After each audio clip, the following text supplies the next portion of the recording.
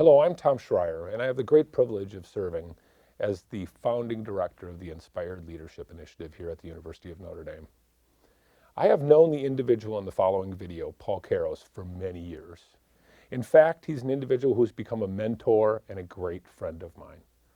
Paul, as a result of what you'll learn in the context of this video that you'll see, has really become a light to many people across many different dimensions. And for me, he's become a light from a personal perspective, from a professional perspective, and from a spiritual perspective. I've had the great benefit of knowing Paul for a long time and benefiting from his wisdom.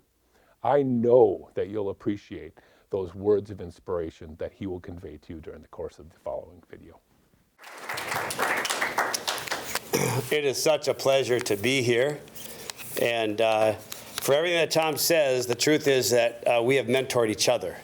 And that I have gotten as much learning and energy and development as a person through Tom, just set that down, as maybe he has somehow gotten from me as well. So I took my cane down so I don't have to hold it there, if that's all right.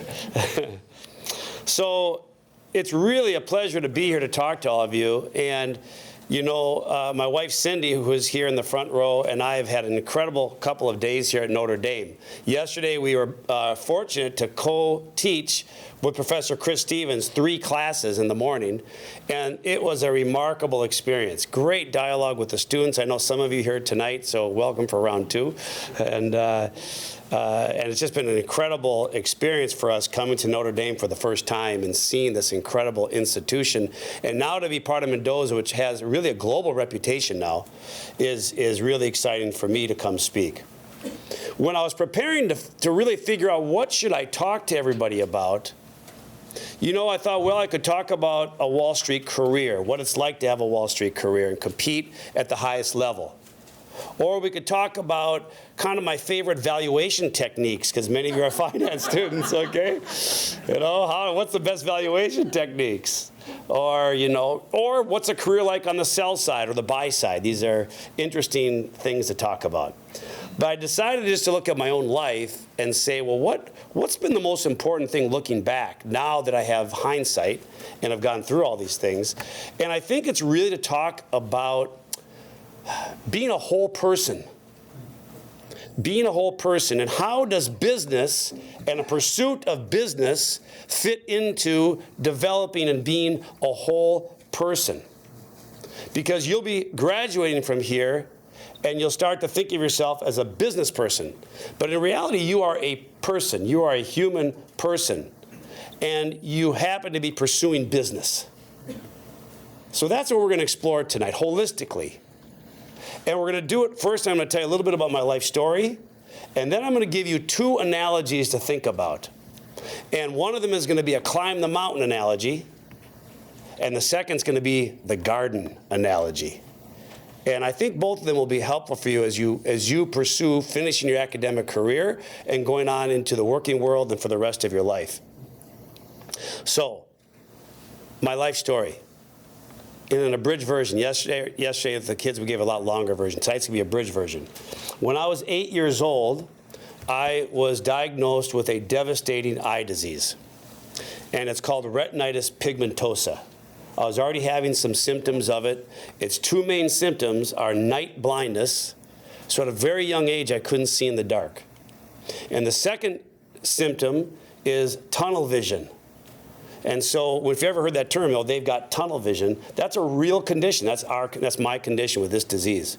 And so you start out with pretty normal sight, and then very quickly your eyes start to deteriorate. So if you take your hands and kind of do this and bring them in, bring them to a binocular, slowly tighten that binocular, and that's what my eye disease does over the years. And to receive this diagnosis was absolutely brutal at a young age. It was brutal for me, it was brutal for my parents, brutal for my siblings, because we really didn't know what it meant. All we knew is that the diagnosis tells us that you will be blind. It may happen in 5 years, it may happen in 20 years, we don't know. But there's no cure, and basically prepare for it. And this led to a very stressful childhood. because of not only fears, which I'll touch on in a moment, but real stress, real hardship by being teased or being feeling like you're a little weird or rejected. And it really created insecurity, trying to navigate as I couldn't do things as my friends could do. And I can literally remember crying myself to sleep at night many times saying, you know, why me, Lord? Why me? My brothers don't have this. My sister doesn't have this. My friends don't have this. Why me? And by God's blessing through time, I started to see that even with an eye disease, you know, you can be used in this world for a force of good. And so then I started to get older, and I was approaching your age. I was still in high school. The next big legitimate fear was, how am I going to graduate from college? In those days, we didn't have the technology we have now. Now, for the blind, the world has opened dramatically through scanning technology and other things. I can do full Excel spreadsheets and Word documents and PDFs and all these things. Back in those days, the only way to get through school, Minnesota was way ahead of its time. They had 300 volunteers that every week would go read 3 hours a day, just for people like me. And it's because of those people that I was able to graduate from college. And I am so grateful for that, because without them, I would definitely not be standing here today to talk to you. And then I got into college, and it was difficult using everything on tapes. We had tapes in those days. Those are like, we didn't have digital things in those days. They're called little audio tapes. And this is how I got through school, and readers for my tests and all these types of things. In college, then, I had 2 new fears. So that first fear kind of went away. So it's much like our fears, by the way. And we're going to touch on fear in just a little bit. Fears, many times, are just that. They're only fears. And so we have to really learn to say, is this a real fear, a legitimate fear, or not a legitimate fear? For me, then, my next fears were, who will hire me? What company is going to hire a blind guy? Right? Very legitimate concern, actually.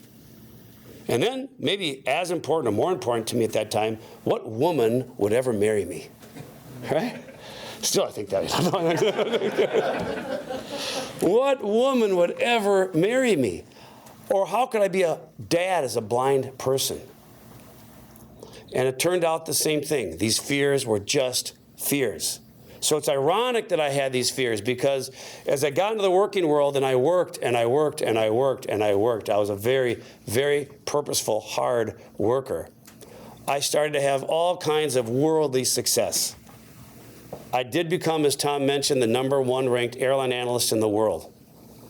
I traveled the world. My job was to go around and tell investors whether they should buy this airline stock or sell that airline stock, and what the financial implications, the strategic implications are going to be for whatever it might be. And in that job, it's a glamour job.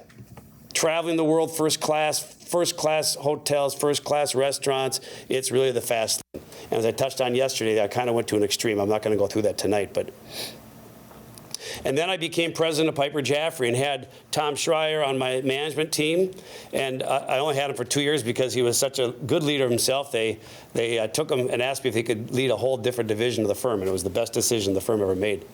And then I became a hedge fund manager for the last 13 years of my career on the buy side. Really exciting competition. And so the fear, will I ever hold the job, was just a fear. And then I married my precious wife, Cindy, and have 3 incredible children, that 2 of which are in our university themselves. And so, you know, fears can overwhelm us. But we have to get some feedback and really just take one step at a time. One step at a time. And so I did eventually go blind. I've been totally blind for many, many years now. And I can't really see anything. Right here, I can literally see nothing here. But I can still see a little light. So if I look up, I can see a light up in the ceiling, or maybe another light up over there.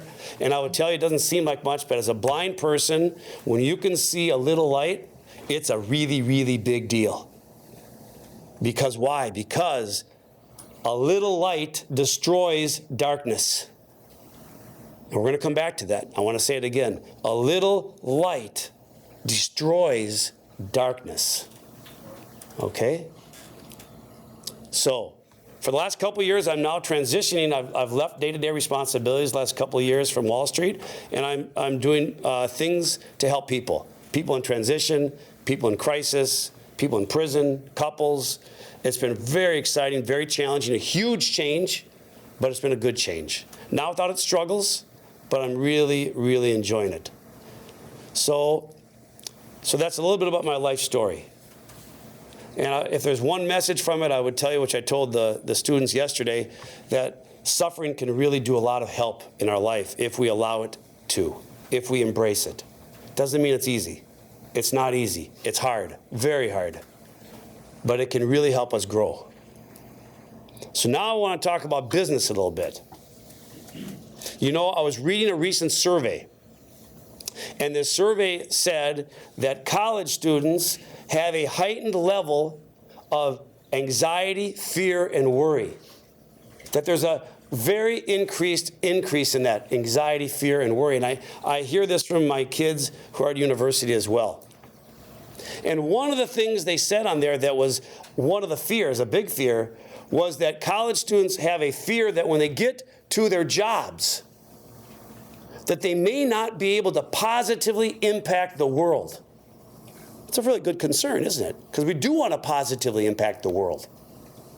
So the concern is that once you get out in the working world, whatever your job is going to be, will I be able to impact the world in a positive way? And I'm here to tell you that I truly believe in pursuing a career in business, you can absolutely positively impact the world. Even on Wall Street, which I know has a terrible brand. And we're going to get into how that could possibly be. So to do that, we're going to look at these two analogies. And hopefully by looking at these two analogies, maybe it's something to go back to your dorm and talk to your friends about, or your family about. And maybe, who knows, maybe it even slightly tweaks your outlook on life, just a little bit. So for the first analogy, we actually have to do an exercise. So everybody just close your eyes for just one moment. And you're not going to close your eyes for long. It's not for very long. Just close your eyes. And what I'd like you to do is to imagine that you're at the base of a mountain. Okay, you're standing there right now at the base of the mountain. What do you see? Just imagine what you see. Maybe you see some boulders. Or maybe you see some trees. Some pines, maybe some hardwoods. Perhaps you see some cliffs, maybe some grass, some bushes. And there's definitely a path that goes up this mountain. It goes, I can't tell, but it looks like it may go all the way to the top, to the summit. Oh, look up to that summit. Look at that summit. Oh, the summit. Can you imagine what it's going to be like? That is our goal, to get to that summit. Can you imagine the view up there? The fresh air up there. Oh, the summit. Okay, you can open your eyes.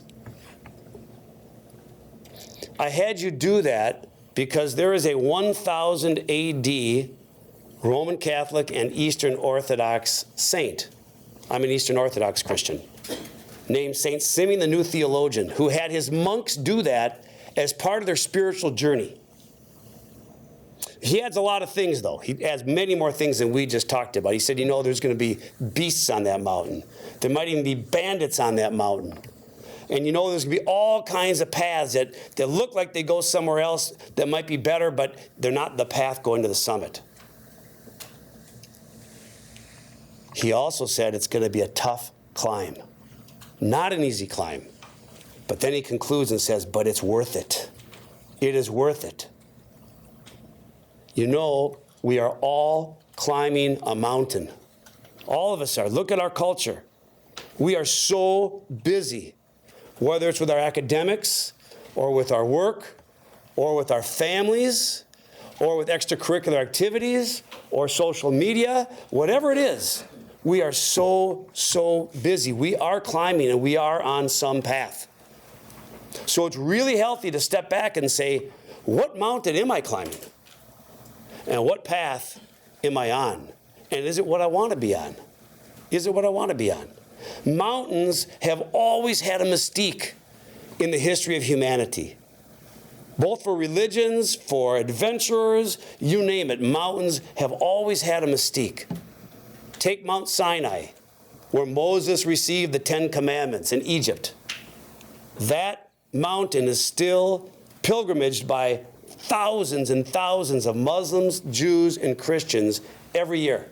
In fact, people go there, they hike in the middle of the night to get to the summit and to be there when the sun rises, to be there where Moses was. Or how about Mount Tabor? Mount Tabor is in the Holy Land in Israel, a very high mountain that Jesus and the 3 disciples, Peter, James, and John, went, where they climbed up and they saw Jesus literally transformed, transfigured into light. He glowed from the inside out. Or how about Mount Olympus, me being a Greek, 100% Greek that I am. Mount Olympus, where we really believed at one time the pagan gods lived there. Zeus and Artemis and Athena, okay? And the list goes on and on. You can just even go online. There are so many mountains around every continent that people view as something special. So the mountainside that I think is really cool to contemplate is Tabor. It is this mountain where Jesus was transfigured into light. My wife Cindy and I had this blessing about 10 years ago on August 19th to be on Mount Tabor. And it's the day that, since the very early church in the 200s, it is remembered the day that this transfiguration happened. And there were thousands of people there that night from all over the world. And it was an all-night vigil. So there's candle lights, and there's chanting, and there's processions. It was an amazing experience. And I'm not talking about that physical Tabor. I'm talking about the symbolic Tabor in our lives, that you and me can slowly, slowly climb the path of transformation. That we can become people of virtue, people of character, people of light, no matter what environment that we are in. And this is a mountain, is a lifelong climb, but it's a lifelong climb. So literally to be transformed to people of kindness, of gentleness, of wisdom, of patience, of courage, sacrifice, humility. This is a mountain to literally become like Christ. That's why Christ was transfigured. This is a mountain we can climb our whole life. And you know what's really cool is the path up this mountain, it literally weaves through every part of our life. It weaves through our work life. It weaves through our friendship lives, our marriage lives, our family lives, those people we're helping lives. It literally goes through every part of our life. And the way to make progress on this path can only happen in relationships. It is all about relationships. Because it is in relationships that we grow in virtue. We cannot grow in virtue just in our head. We grow in relationships through struggling to be patient, to struggle to be encouraging to somebody, or to be happy for a workmate that got a promotion, to be a challenge of how can I be more sacrificial to these people around me. So it is in relationship with our workmates, in relationship with our clients, in relationship with our customers, in relationship with our friends, our family, and those people that we're helping that are disenfranchised. This is where we grow to become that person of virtue, character, and light. So if we're going to make this climb, what do we need? You don't just go make a climb. What do we need to make that climb? And maybe more importantly, can I really make that climb and still have a successful business career? Is that even possible today? Can I do that? Can I really become more person of character and virtue and still be successful in business? And I believe absolutely yes. And in fact, it will be in your work, which is over half your waking hours, where much of your struggle to become a man or woman of virtue is going to take place. So what do we need? I'm going to propose 3 things that we need to make that climb. Number 1, we need each other. We need other people that want to be on that path. We cannot do this alone. And that means joining companies where they want to be on the path to character as well. And if you find a company where you're not in that environment, then over time, you can take your time and you can look for another place to be with people that want to be on that path.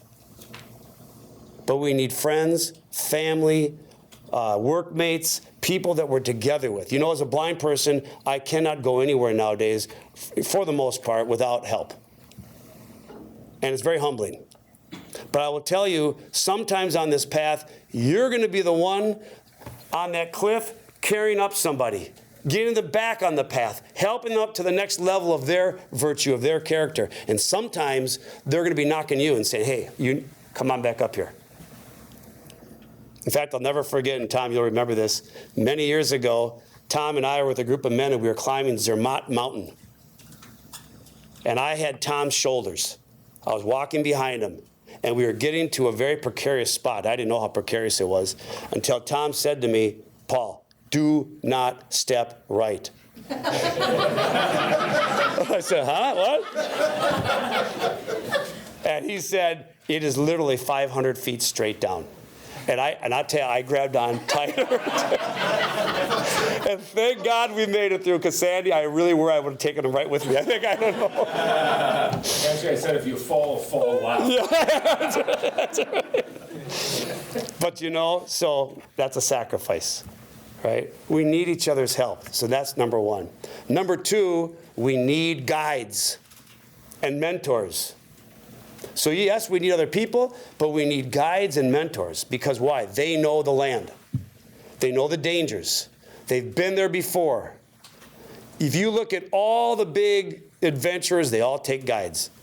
Sir Edmund Hillary, the first big mountain climb to Mount Everest, didn't go alone. He had his Sherpa guide, Tenzing Norgay. Lewis and Clark didn't go across our nation without the incredible help of Sacagawea. We need our guides. And I'm going to really push the young people in this room to get aggressive in finding guides and mentors in your life. And I mean in your business life, your personal life, and your faith life. You will need to be aggressive.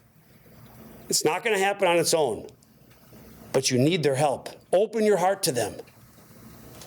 Humble yourself to them. Ponder their guidance. You're still going to have to make up your own mind, but you need their help, and they're going to help you not go down paths that are really dangerous for you. They're going to help you get back to the path that really matters. So we need guides. We need each other. We need guides. And third, we really need divine help. And here we'd have to say the 12-step programs in our country really do an amazing job with this for really helping people with addiction. But it turns out we all need it. That step that says, I can't do this on my own. I'm powerless. I need my higher power. We do need divine help because the divine help gives you the energy you need. So whatever your faith tradition is, tap into that divine help. So we need each other, we need guides, and we need divine help. Because I tell you, this is going to be a tough climb. There's wind, there's rain, there's heat, there's cold. Okay? It's going to be tough. And these are the sufferings of our life. It may be a disappointment. It may be some dysfunctional relationship or rejection or a job loss from downsizing someday or mental illness or addiction or physical disease. The list is, it's going to happen to us. So we need these 3 things to help us continue to stay in the battle. Okay, so lastly, for this first analogy, I just want to say it's good to say in your life, and you can do this by yourself or with a friend or a family member, so what's on the path and what's off the path? What is on this path and what's some other path? And it turns out you will thrive on this path. And it turns out there's a lot of great stuff on this path. An incredible amount of stuff. Giving your best with excellence in your job is on this path. Having a strong work ethic, this is on that path. encouraging your workmates on that path, bringing your talents and gifts to your organization you're part of and using them to your best ability on that path. Taking care of your soul and body is on that path. Developing friendships that want to be on the path with you is on that path. Prioritizing our marriages, our families, this is on that path. And helping the disenfranchised, the people that really are hurting and have no idea how to take the next step, that's on this path. And ironically, I will tell you, it is amazing that those things I just listed, I happen to believe, are the same things that will lead to your worldly business success. But it's the motive that's different. So instead of climbing a summit of worldly success, because if I can just get to that certain level of income, or that certain reputation, or that certain pleasure, that certain whatever it might be, experience, I'm going to be content, have purpose, and be happy. No, that does not. Purpose, joy comes from going up the right mountain. That's where you'll have that. So may you just step back and say, what mountain am I on? Be purposeful about what mountain you want to climb. And then may your journey be fruitful. Okay? So that's the first analogy. Very powerful, isn't it? The second analogy is the garden analogy. It's equally powerful, not as long, but it's, I think, just as equally powerful. The garden analogy is interesting because, you know, the scriptures, the Greek fathers, the Latin fathers, over and over use nature to describe human beings. You know, plants and thorns and weeds and fruits and trees and all these things are constantly mentioned. Old Testament, New Testament, ancient fathers, all over the place. Because we're part of the creation too. And so in this analogy, every human person is a garden, body and soul. That's your garden. Okay? And in this worldview, the goal of your life, where you will find purpose, is by cultivating a bountiful garden and having enough fruit to sustain yourself and a lot of fruit to give out to everybody around you. Okay? That's the goal of this analogy. It's very beautiful. And that fruit, by the way, ties right to the first analogy. It's virtue, character, sacrifice, love. That is the goal of life. St. Isaac the Syrian, he's a 600 AD Roman Catholic and Orthodox Church saint. He's kind of viewed as a mystic. He's very beloved. And he says it this way. He says, every human person, without exception, has the seed of virtue. Every human person, doesn't matter what race, religion, culture, economic status, sex, geography, it doesn't matter. That every human person has the seed of virtue. That means that in each one of us is the seed of patience. It needs to be cultivated, but it's there. Kindness, gentleness, joy, self-control, wisdom, courage. It's in every one of us, but it needs to be cultivated. Okay? But we would also go on to say that every human person has some unique seeds with unique fruits. And these are your gifts and your talents. And these are unique to you. So in common, we all have these fruits that every human person has: kindness, gentleness, joy, wisdom, all those. But we also have your unique fruits that are to you. And these are your skills, your talents, your giftedness. And I will tell you, it is absolutely the case. I've done things with people that have been in prison for 20 years, and even in their case, the seed of their gifts were down there. There was a lot of weeds, but it can always be revived. Okay? So, for example, I just want to give you a few examples to think about on those unique seeds.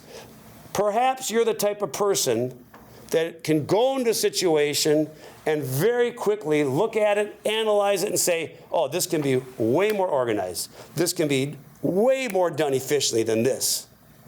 I can improve this process. Does that sound familiar to some of you, maybe? Huh? Raise your hand if that's familiar. I can't see any hands. Are there a few hands? Okay. Okay. This. Okay. Are there a few? Was there a few? Okay. This is a unique seed in you. It's a fruit plant, and you must cultivate it. Okay? Or let's say you happen to be really good with analyzing numbers. I mean, you just are naturally good at analyzing numbers. And in fact, you're really good at building trust with people. In fact, you love meeting people and building trust. And you really like to advise people, kind of give them some direction. These are unique fruits, seeds in your garden, and they need to be cultivated.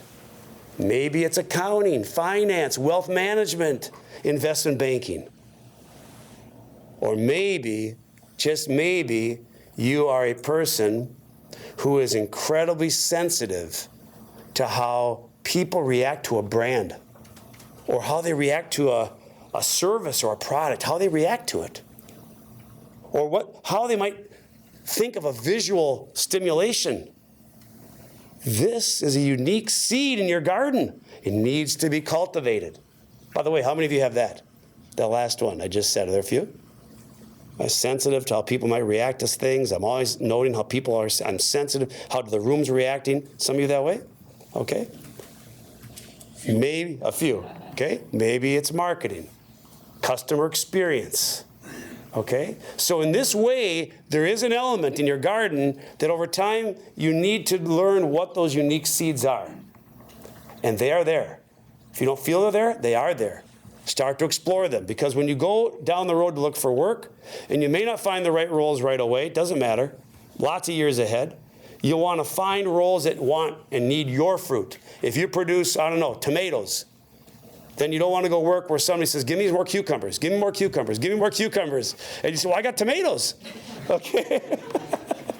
All right? Okay? So there is this element over time that roles in the business world out there have certain things that they really need from a person to really excel at that role. So in this way, work is about cultivating both those uncommon fruits and those unique fruits and giving them out to everybody around us, no matter what role, no matter what company, no matter what job that you are in. And by the way, this is an inside-out pursuit. It's not an outside-in pursuit. The world is going to teach you that if I can just have more of this experience or these accomplishments or these things, just like that mountaintop, I will be happy. It isn't true. I had all the 5-star everything you could have, all the press coverage, Good Morning America, CNBC, all these things. That is not what creates purpose or joy, contentness in the heart. It turns out it's inside of us. And our job is to cultivate, to sustain, and to give. So, do you ever feel like I just got nothing more to give? You ever felt that way? I'm just wiped. I have nothing else to give right now. I'm wiped out. I know I felt this way. You know, that is our sign to get on our knees and start to cultivate our gardens. Okay? So I'm going to leave you the 5 things that cultivates gardens. 5 things that can cultivate your garden so you have plenty of fruit. And then we're going to close and take questions. Number 1, take care of your body. Take care of your body. In college, I know this is hard, but if you can start now and have some good habits, and this is 3 simple things. Healthy diet. College. Healthy diet. Okay. Healthy diet. Regular sleep. Very hard in college. But regular sleep and exercise. We don't have to be obsessive. But if we can do a little more healthy diet, a little bit more sleep on a regular basis, and a little exercise, it's going to cultivate your garden. Fruit's going to grow. Okay? Nature grows the fruit. God grows the fruit. We don't have to worry about it. If we do our part, the fruit comes. Number 2, take care of your soul. Really important. And you can do this in a business pursuit. You have to carve out your time. And again, as I mentioned earlier, it's the way you treat people, all these things. But a little silence. We even have secular studies now showing that silence, prayer, meditation has emotional and physical benefits. Can we just take 10 minutes a day now? Can you start with 10 minutes a day and do a little prayer, a little meditation, whatever your faith tradition is, to calm the mind and the body down? This cultivates the garden. It will help fruit grow. Number 3, open up to at least one more person in your life. One person needs to know what's going on in your life, your joys, your pains, your fears, your anxieties. It cultivates your garden. Number 4, we have to weed. Weed our garden. And what do we mean by weeding in this case? Well, the scriptures and the fathers use the term the passions, like the things that cause us suffering. They're like weeds. Anger, it gets wrapped up and it's hard to get untwined. Resentment, jealousy, lust, greed. We need to weed those out. We all have weeds. Weeds is a common, weeds come in every garden, right? They keep coming. They keep coming. But we cannot let them get too deep. So if we become a little more watchful, you can weed your garden. Don't let the anger get so deep. Forgive somebody. Go work it out. Talk to somebody about your struggle or whatever it might be. And 5th, lastly, have some boundaries. Boundaries. I don't know, imagine like a yard. You got your garden in the yard and there's bunny rabbits that are all over your yard and they keep coming in, they're destroying your garden. So what do? You put a fence up. Okay? We need boundaries. And you, by the way, are in control of the gate of that garden. You are in control of your gate. It's not even just good to do it. It's essential that we have boundaries. And that means keeping out unhealthy relationships. It's hard to do, but we need to keep out unhealthy relationships or keep out harmful thoughts of shame and dejection. Close the gate. Okay? We even need a good gate closure for sensual stimulation that hurts our heart. Or even time boundaries. Keeping the gate closed to too much of one thing. This truly allows the garden to grow. Okay? So, body, soul, open up, weed, and really have some boundaries. So,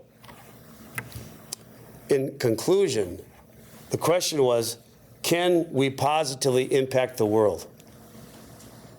And I truly believe as you transform from the inside out, slowly, slowly through our whole life, bit by bit, to become people of virtue and light, your little light in whatever organization you're in, it will destroy the darkness in that place. It will. And in this way, you are absolutely going to positively impact the world. And you're going to impact it one person at a time, and one team at a time, and one organization at a time. Thank you.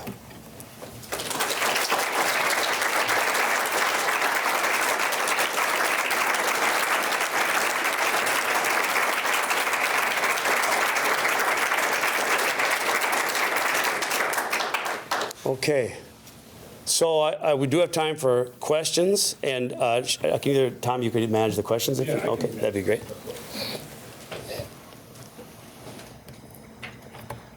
Looking for you again. All right. All right. Any questions of any kind? Right up front. Yeah, Paul, did you always have a good spiritual life, or did that come later in life? I was brought up in the Greek Orthodox Church. Should you repeat Oh, the yes, question? I should repeat the question. Thank you. Did I always have a strong spiritual life, or did it come later in life? You know, it's a slowly growing thing. And I did go to church my whole life as a boy, but it was actually a Sunday school teacher that really had a big impact on me to let me know that God loves me, even though I didn't feel loved. Honestly, I didn't feel, how could God love a guy that's going to go blind? Why would he do this, right? And I started to realize that it actually can affect people, and that, you know, it doesn't mean I can't do things, and maybe God's going to use it in some way, right? And so, but slowly. And then I went too far in my career. I told the kids this the other day that I went to such an extreme, I had kind of like a collapse. Nobody knew about it. It was, just my closest loved ones knew about it. But I was too much of an extreme, and that brought me like, Lord, what have I done? I need to where am I here? I was on some path. I woke up on this path, and I said, where am I? I didn't even know what path I was on, okay? I was working, doing great stuff, but I had no idea where I was. So it has grown more and more and more and more. In the last, period of time, I've, focused more on silence. Father Dan and I were talking about this earlier. And I will tell you, kids, if you can get a little silence in your life, I know it's not common in our culture, a little bit, it can be transformative. So silence has had a big impact on that. Great question. Thank you. Other questions? Right there. So you mentioned that everyone has kind of unique skills, talents, basically fruits that they can give in their life. And then mentioned that we should start to discover what those are at a young age. In what ways or shapes do you think we could potentially do that? Great question. So if everybody does have these unique gifts, how do we figure that out? Okay? There's a good book called A Cure for the Common Life. There's another book called Designing Your Life that Mr. Schreier and I know the ILI group uses. You could start by reading a couple of those books. But I have one easy thing you could do. You go home and you write down, really since you've been a young person, elementary, mid-school, high school, just write down a couple, 3 things at every age that you love to do. Could be sports, could be theater, could be reading, could be hanging out with your friends, could be puzzles, could be whatever. And then say, okay, that's what I love to do. I just love doing it. I did it for hours. I played with Legos for hours or dolls for hours, okay? Then you say, why did I love it? Just start, and you can't just say, well, it was fun. I liked it. No. What's the why? Well, I love doing Legos because I love to take a big group of Legos and create something from scratch. Okay? Create from scratch. Create from scratch. Oh, I loved to do Legos because I love to get the instructions and make it perfect and make it perfect. Okay, well, you're probably not a marketing person. Okay? This is real, okay? I can't make my daughter, she can make things perfect. She's in engineering now. I think she's in a good field. It makes things perfect, or operations management, okay, for business, okay? So you literally say the why, and then look at your words, but do it in multiple age groups, and look at all, you're gonna start to find common words, and it may help you. And then show it to somebody. Show it to a professor. Say, if you saw these words, what do you see? Show it to your mentor. People that know the different departments and businesses. And over the period of years, you don't have to figure it out today. It's okay if you end up in a degree that's not a perfect fit. I read the stat in the same study. It said that 30% of kids stay, their major is exactly what their profession was. So there's huge flexibility. Other questions? Great question, though. You mentioned the importance of having a mentor in your life. Yes. I feel like I've had a lot of mentors assigned to me. Okay. Throughout my life. So I'm just curious, how would you recommend seeking one out on your own? Okay, great question. So I've had a lot of mentors. Most of them are assigned to me. How do you seek one out on your own? The first thing I would say on the ones that are assigned to you, it may be a real struggle of virtue, of humility, to just really, even if they don't feel like you click with them perfectly, try it one more time. Because sometimes out of our own embarrassment, or like in the spiritual tradition, it's the same thing, like if you go to a spiritual director. I just want the just right spiritual director, but many times it's about me opening my heart up. So I just want to encourage you that there may be one or two of those that may actually be good mentors. And you might want to retest a couple of them and just say, okay, I'm going to try it. I'm going to go be vulnerable and really open myself up. And even though I don't have to do what they say, but I'm sure going to ponder it. Okay? And then on searching them out, what I would do is say, okay, what's the area? Do I want this to be a business mentor? Then I would try to see through your family network, potentially here at the school, somebody that's been an executive somewhere in their life, a little older. There's a benefit to having age because age, we've made a lot of mistakes, right? Right? The front row says, yeah, we do, right? That's how we learn. We fall and we get back up. We fall and we get back up. That's part of the path, by the way, okay? And so, and then through that, and then you go and you ask them, you know, would you be willing to be a mentor? And tell them what that means. That means that maybe every 2 or 3 months, I'd love to have a coffee for 45 minutes. Or if I have a decision to make, could I call you on the phone? Okay? And the same thing in your personal life, you know, could be about your relationships, or it could be in your faith life. You're trying to grow spiritually, and you're going to have somebody that is just there to help you on your struggle. We're all struggling, everybody. And that is the path. The path is struggle. Isn't that ironic? Wow. But it's through that struggle that we actually grow. So I hope that answers that. Okay? Other questions? It is one thing to lead a spirit-filled life at a place like Notre Dame. Yes. It's very different to go out in the business world and the many Wall Streets that exist out there. Yes. How can one try to avoid getting shriveled up spiritually? Wow. When living and breathing an environment that enhances consumerism and profit-taking over spiritual and human values. Wow, is that a great question? The question was, it's one thing to live a spirit-filled life like in a place like Notre Dame, where you're free to do that here. And so how do we do that in the business world, or not just, you know, it could be lots of different worlds, by the way, not just business, medicine, talk to doctors, whoo, could be the same, okay, could be the same, talk to the law degrees, whoo, it's just as intense, right? But how do you do that in a world where it's profit-seeking, where it can be dog eat dog? And you know, this is where the rubber hits the road. And that's where I said, you know, over half our life, our becoming a person of virtue and character is going to be in our workplaces for most of us, because most of us work, and it's usually over half of our awake hour. Could be sleep 8 hours, so it's half of our waking hours or more is in work. And you know, it's not easy. It's hard. But I would say if we get back to the basics of cultivating our gardens, step back as a family, whoever you're close with, am I doing the basics? Am I taking care of my body? Am I taking care of my soul with a little silence and prayer or scripture, or whatever your faith tradition is? Okay? Am I opening up to somebody? Am I being aware and watching when I'm hearing from my friends or family, man, you're irritable today? Or, you know, why you do it? You know, maybe there's a weed going. And then am I having some boundaries? It's going to allow fruit to grow. And as long as we have fruit, you're going to be sustained, and you're going to be a light, and you're going to have fruit to give. And I told this story to one of the classes. I'll tell it. A few years ago, I was still on Wall Street working in a hedge fund, very large hedge fund. And it's a very tough environment. This had a very tough environment. It was very inappropriate environment, to your point. Not a healthy environment. Sexual talk, you know, demeaning talk, swearing.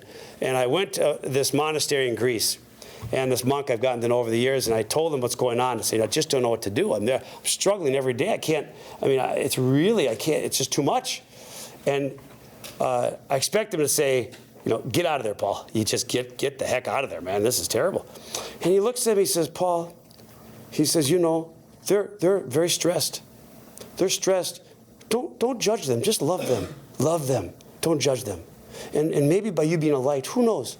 You know, maybe you'll cause some light around there. And I looked at I started to cry, actually. I went back. I lasted 3 more years there. I was going to leave like next month. Eventually it was too much. But I went back with a new attitude, and I have to tell you, I saw the beauty in people that I was judging. They were, some cases, one guy had, you know, a son who was severely autistic, and he loved that son. Did he have the most foul mouth and the worst, terrible jokes? But this guy, I mean, I was like, look at the love. Okay? Okay. So we have to look for the good in everybody around us. And, you know, we stay there as long as we can. And when it's time, if it's too much, seek some counsel. Maybe it becomes too much. And then you move to a new organization. But we have to cultivate, because honestly, if we don't cultivate, and this is what happened in my life, I got to the point I had nothing left. I think I had picked the garden so clean, and there were so many weeds in there. There was nothing coming up, and I collapsed. Okay? So this is going to be true in whatever profession. Non-for-profits. I talk to a lot of non-for-profit people now. Non-for-profits have become very corporate. There's still going to be job reviews. There's still going to be politics. There's still going to be things you need to navigate and love the people around you. Okay? So it isn't easy. It is hard. It is hard to become a person of virtue and character. That summit is a lifelong climb. Okay? So Great some question. People sent in a couple questions Okay. before, so I want to Yep. take that a minute. In part to debunk the theory that everybody has that this guy's sitting up front looking at his phone. Okay. What was your biggest motivation behind making transactions in Wall Street, and what's your current goal in life? Okay, wow. So making transactions on Wall Street, you know, my biggest job was to recommend opinions on stocks. And in my best days, which I think was the majority of my days, okay, I think, was truly to help customers. Really wanted to help clients. They had a responsibility, the money managers, their job, they've been given money by individuals or institutions to manage, and my job was to help them do the best with what they have to steward. And so in the best days, I truly just wanted to do my best for the client, for the customer. On my worst days, I was so wrapped up in fear of failure that the anxiety of, oh my gosh, if I'm wrong, I will be rejected. Okay? And so it was to not be rejected. And that was a constant battle. And that's okay. You know? But I knew the first one was my main drive. But it didn't mean the weeds of fear and other things constantly came in me. Okay? And the second one, what is my main goal in life right now? I'll tell you what, we just had this class with Professor, with Tom Schreier and Professor Steve Rothenberg, and that was their question. What is your motivating question? And I'm still figuring it out right now. But I will tell you that I do really believe that my main job in life is to become transformed by the grace of God, by struggling, by trying to help people around me, by really cultivating my garden. I really think that is my main purpose, because I know if I do that, I've got stuff to give out to wherever I am. I think that's my main purpose. And that is purpose, by the way. You will be freed if you look at purpose from the inside out, everybody. It will be freeing, because the outside stuff is it's an insatiable, never-ending pursuit. They're all important things. But if it comes from the inside, then it's you. And it's something you can control. It's something you can actually work on and see the fruit of the garden happen. Okay, one more question. Okay. There's not one in the room. We got one. One more? For the back, John. Thank you. In my nearly 40 years on Wall Street, I've met a lot of people of all ilk. Some of them have been very successful. Others just, were interested in more money. But the people I met who were most successful planned their life. Now, you've given us some good guidelines, but you didn't necessarily say you planned this move or that move. Would you comment on personal planning in a professional? Beautiful, yeah. So, his comment was that on Wall Street, he met a lot of different people, but a lot of the ones that were really successful did kind of planned their life a little bit, and they were planful. And what are my thoughts on planfulness? So I would say that I was not that planful, okay? But the question I would say is, okay, so is being planful on the path? And I would say it is. The part that's planful is the plan for, let's say, the tasks that you have at hand, the responsibilities you've been given. How could I deliver this for my boss or for my client, for my organization in a high-quality way, in a way that's on time and it's done with honesty and it includes everybody? This is really important planning. And if you know your gifts, to kind of try to go to the general area can be good planning. But I think to plan for the outcome can be harmful. So to plan, I never thought, geez, I'm going to be this or that, the top analyst or the president of this or the president of that. I never imagined, or a hedge fund person, never imagined these things were going to happen. The doors opened and closed, and there were more short-term things that, go through a process. Does this make sense? Is this a good path to go down?